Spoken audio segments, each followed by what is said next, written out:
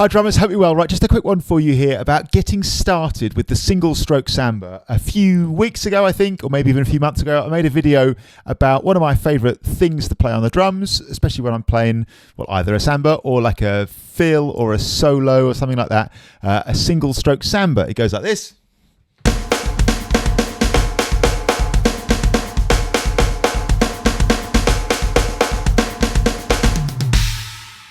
So the basic idea is you're playing a samba or surdo kick or foot part like this. You're playing a single stroke roll made of unaccented, quiet or ghosted notes along with it. And in that roll you place accents. So some notes are louder than others and you build up to.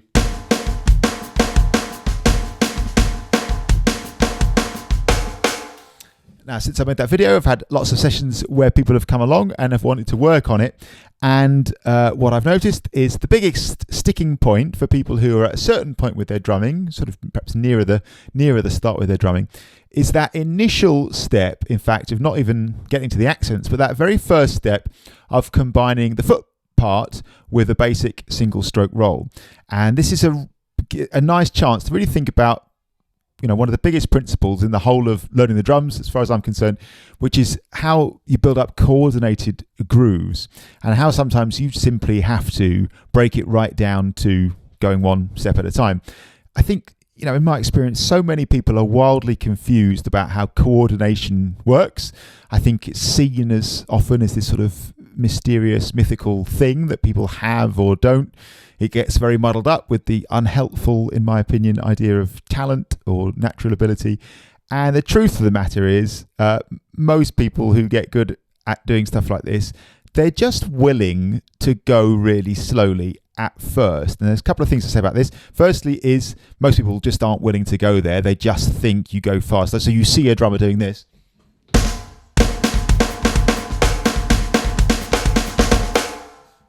And they think that's how a drummer started playing it. It isn't.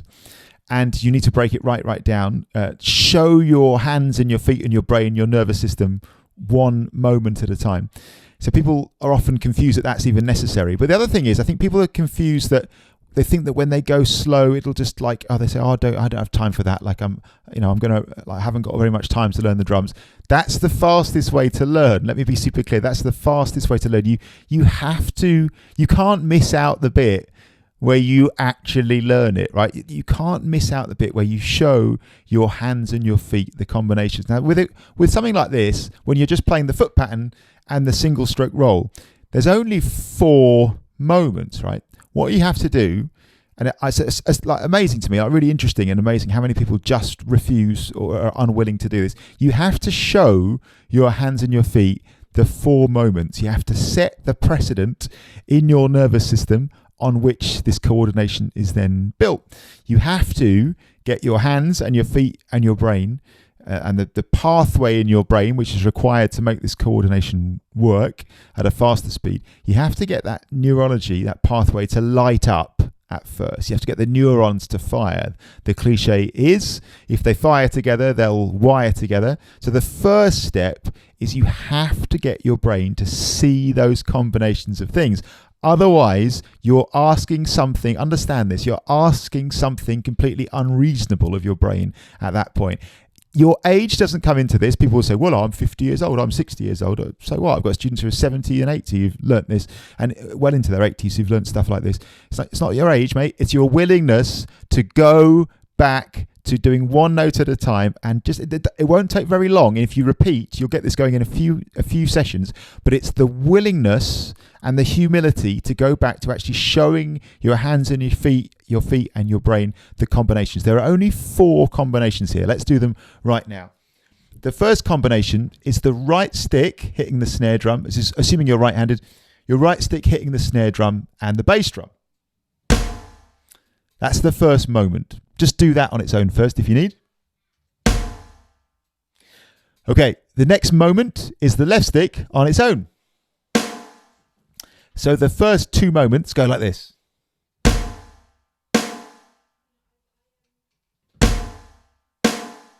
Okay, don't try and do more, just do that. Get that right 10 times, and then you're up and running. Do it again.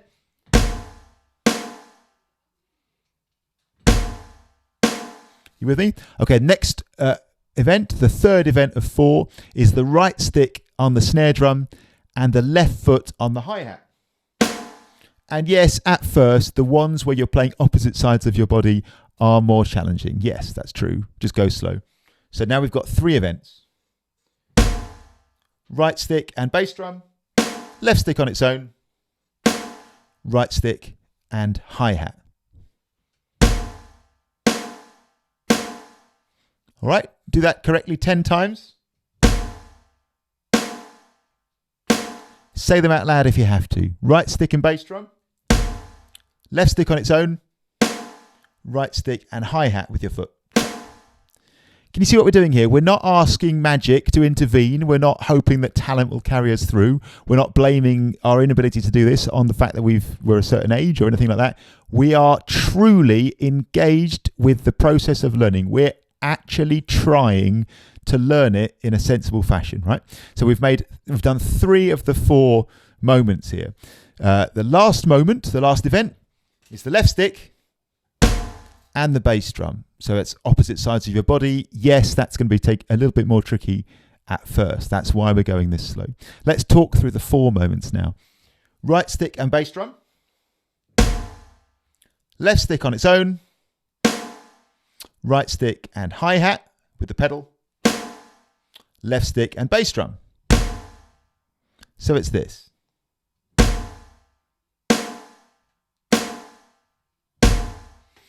In your first session, or perhaps handful of sessions of practicing this, that would represent a really and this is where people are most confused.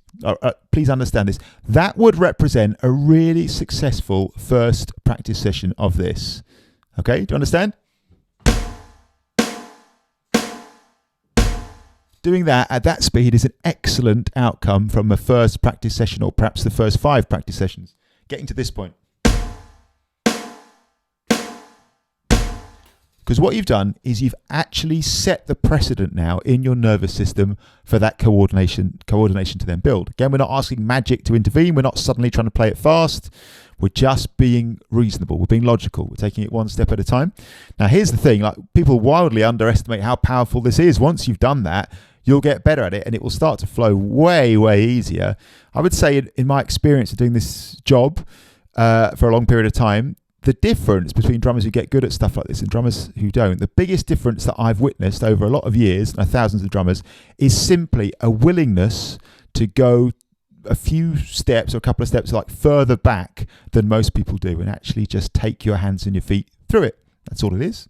I get that it's not the most thrilling thing in the world. People say, well, I just want to enjoy it. Well, fine, you'll enjoy it, mate. Once you've built this thing up, I guarantee you'll enjoy it. Like when you can play it smoothly, I guarantee that's the most enjoyable thing. Being able to play this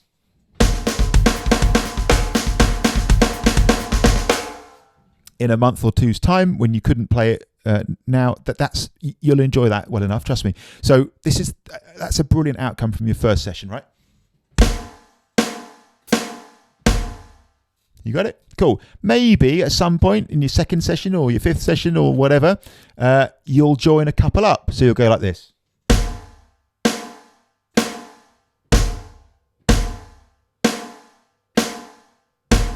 If you can string 2 together, that's a really nice next step.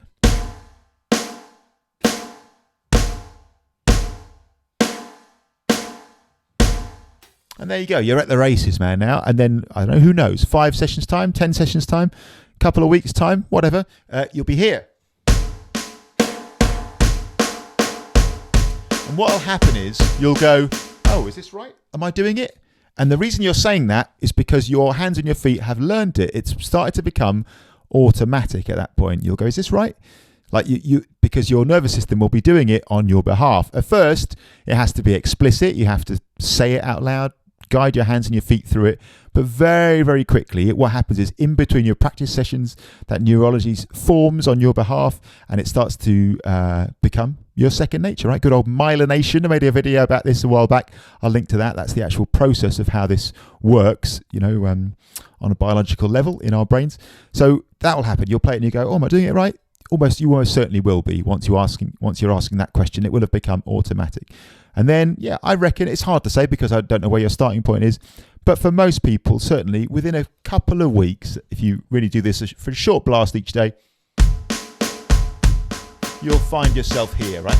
The problem is people start here, people start here and think that's how it works. It isn't. It starts here. Or it might well even start here, saying it out loud. Bass drum and right stick. Left stick on its own. Right stick and hi-hat. Left stick and bass drum. You have to start there. That's a necessary first step. I think people, again, are so wildly confused about this. You learn to crawl. That's not when you're born, man. You learn to crawl. You learn to walk. You learn to run. Maybe you learn to fly at the end if you keep going, man. But you don't start by running, do you? You start by just standing up on your feet, man. That's where you start. You start by crawling. Is where you start. That's the point. And just see it again and again. So that's such an important thing. And just have that humility, that willingness to just start there. And the thing is, it really doesn't take as long as you think. If you truly do that, because you establish the precedent, the coordination gets set in your nervous system. Actually, you'll learn it in no time, man. Before you know it, you'll be here. And then once you can trust your hands and your feet to play this solidly, well, the next step is we build up the accent pattern. And like I did in the video for the single stroke samba, which I'll link to in the video description below here or above, depending where you're watching it, we then add the accents in one at a time. So the next week of practice might be, okay, I'll just play the first accent. If we think of these as 16th notes on the snare, it'll be on beat 1, the first accent. 1 and a 2 and a 3 and a 4 and a 1 and then the next week or whatever, you might do the next accent, which is on the and of beat 1. 1 and 2 and 3 and 4 and so on, adding one at a time. And I did a whole journey through adding all the accents on the other video for the single stroke samba. You're working up to, in the end,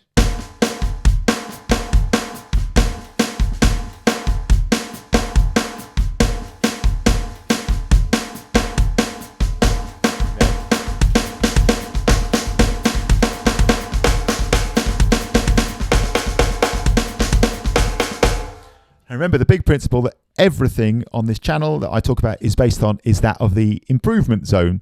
So you're always working in a zone where the thing is just a little bit of a challenge, but doable. There's that slight sense of being challenged as you do it. When you first start something new, it might well be. And just to be super clear, I literally do this. Like, it might well be that it's challenging to do one thing at a time and say them out loud, right? Right stick and bass drum. Left stick on its own. That might represent being in your improvement zone at first. That might be a real challenge. Cool, great. As you repeat that, of course, you get the hang of that, and then your improvement zone would be maybe playing one little run of those 4 hits all the way through. Da, cha, da. Another week's time might be playing it twice through. Another week after that might be playing it repeatedly at a solid tempo. You're always staying in that lovely improvement zone. Wherever you can be, where it's just that little bit of a challenge, but you can do it. That's the magic, man. So I just wanted to sort of clear that up because I've just lots of people have it's been amazing enthusiasm for people playing the single stroke samba, and that's been the biggest sticking point. So hopefully that will be helpful. Thanks for watching. As always, really appreciate it. Please like, share and subscribe. Shout out to all the amazing people who've supported this channel via my Buy Me a Coffee support page. If you've enjoyed these videos, found them useful, helpful, entertaining in any way, and you wish to support this channel, you can do that by buying me a coffee at the page, which I hugely appreciate, or becoming a channel member. As a channel member, you're supporting this channel and helping it grow and becoming part of it. You get a whole load of great features, including a complimentary practice plan, a complimentary Zoom session or face-to-face, in fact, where we get together and work through that plan for you, get that up and running, access to future sessions, members videos, breakdown of the note for note drum covers that I do on this channel, and loads of other cool features as well. Thanks for watching as always, really appreciate it. Any questions, give me a shout. See you soon.